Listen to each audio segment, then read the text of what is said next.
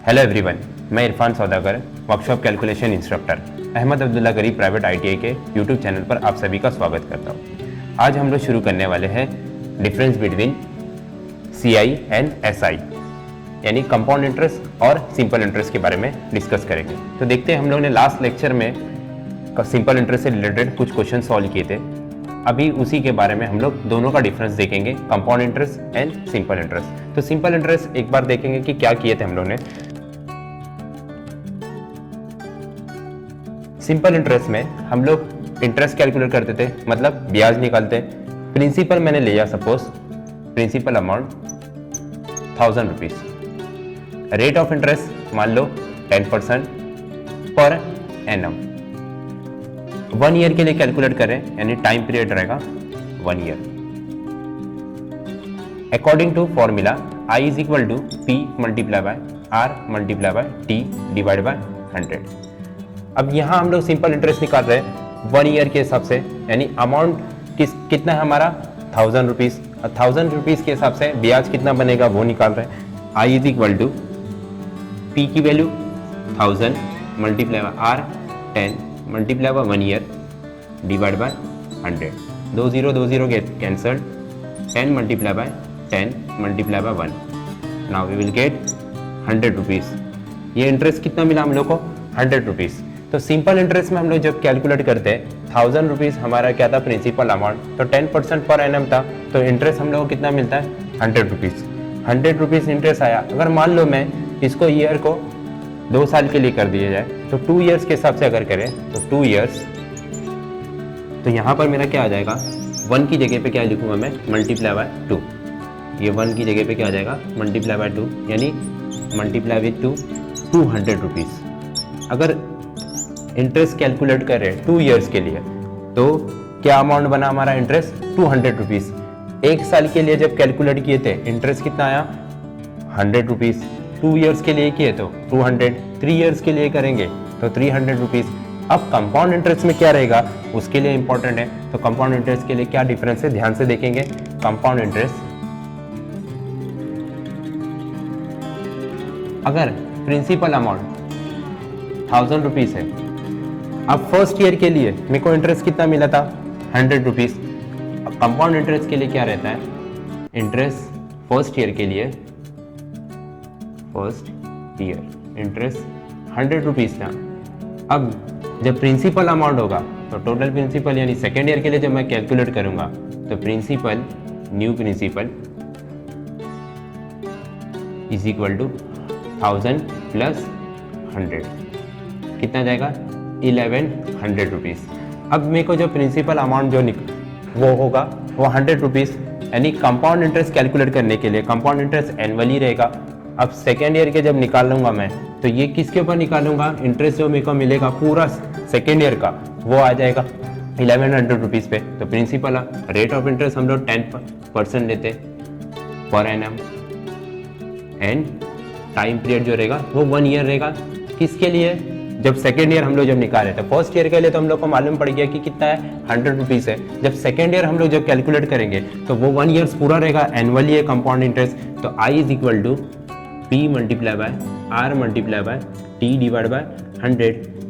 तो P की value 1100 multiply R value 10%, time period 1 divide by 100। 20 cancel, कितना है 110 रुपीज। ये कंपाउंड इंटरेस्ट का इंटरेस्ट कैलकुलेट हो गया। अब देखो फर्स्ट ईयर के लिए मेरे पास कितना इंटरेस्ट था 100 रुपीज।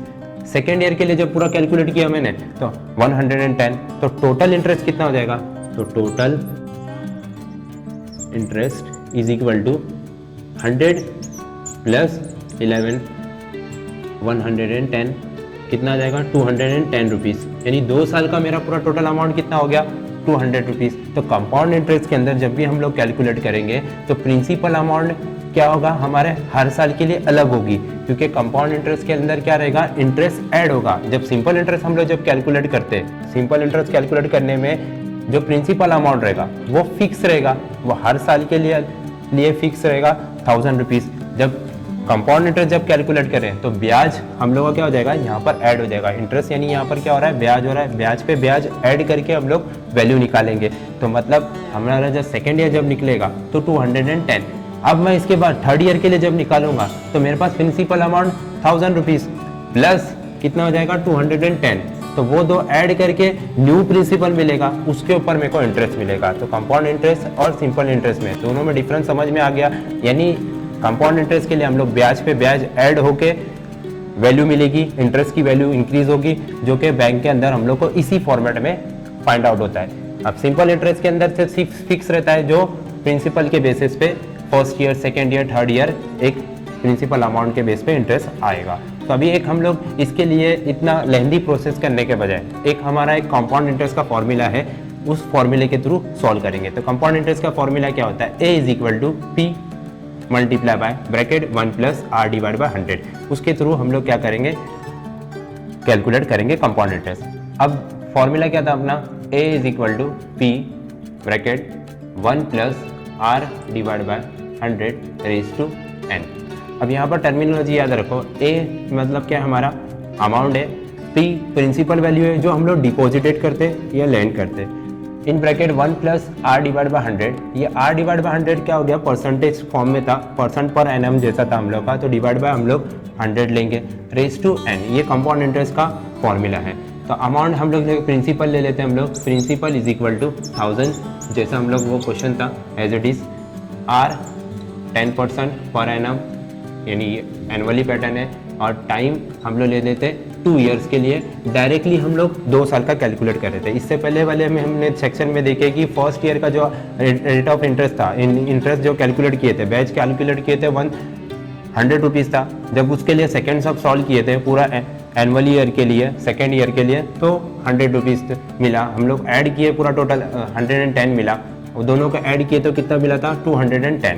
अब वही हम लोग क्या कर रहे हैं, एक एक्चुअल फॉर्मूला यूज़ करके कंपाउंड इंटरेस्ट का कैलकुलेट कर रहे हैं। अमाउंट पहले निकाल लेंगे, amount = P 1000 in bracket 1 + R की वैल्यू क्या है, 10% है, divide by 100 raise to 2 years. 2 years के लिए है ये।